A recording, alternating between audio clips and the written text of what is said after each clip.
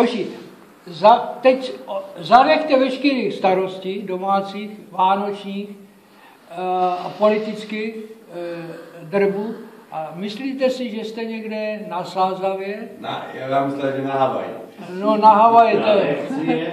A nebo já jsem chodil trampovat náměšť nad Oslavou do údolí Tenkáňovka. No, do Březníku.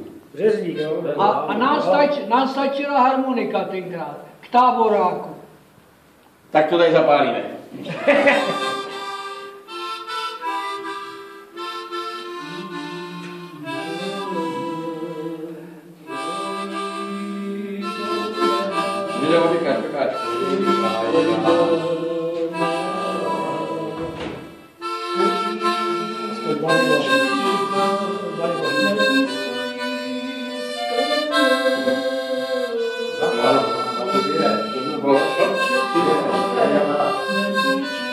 Tak si ho představte, zpívám.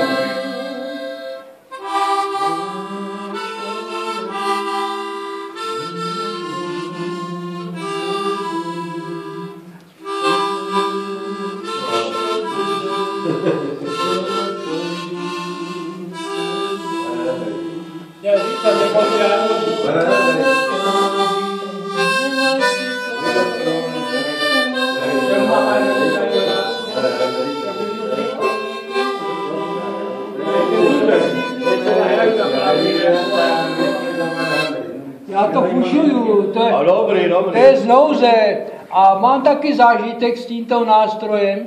Byl jsem na zájezdě od cestovní kanceláře Osvěta z Hořovic a byli jsme Itálie, Neapol, tam je fotbal, je dobrý, a z Neapoli jsme jeli trajektem na Ischiu. Ischia. No a potom druhý den jsme měli... Ne, Išiasty. Blízko je ostrov Capri, moc hezký, kluci a děvčata, moc hezký. Pak jsme jeli taky do Neapole, ono je heslo vidět Neapol a zemřít. Ne, hoši, to je tak cigánský město, takový bordel, prostě popeláři nemají co odvážet, to jsou haldy odpadků, bezdomovci, ty to řeší tak, že strhnou plakáty, jo? Jak jsou plakáty několik vrstev, tak on to strhne, udělá z toho roličku a do té role vleze. Tak spijou na ulici bezdomovci v Neapoli. Takže konec. No ale byli jsme na tom Vezuvu, sopka, která je Čína, to je časovaná bomba.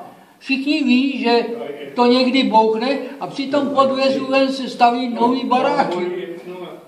Tak. No a když jsme odjížděli z tyto krásné dovolené, ta Ischia, ostrov, to je vyhaslá sopka a tam kam kopneš krompáčem, tak ti vytřískne termální pramen. Teplý, vřelej, veškerý domorodci, co tam bydlí, a to jsou tisíce, tak mají vytápění ústřední topení tím, že má navrtaný pramen a vřelé vody prostě tím vytápí.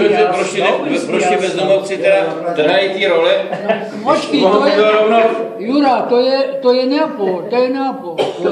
Ischia, to je kousek dál. No, a když jsme odjížděli z této krásné dovolený, tak jsem sedl na sedadlo v autobuse vedle průvodce a zahrál jsem jim tohle.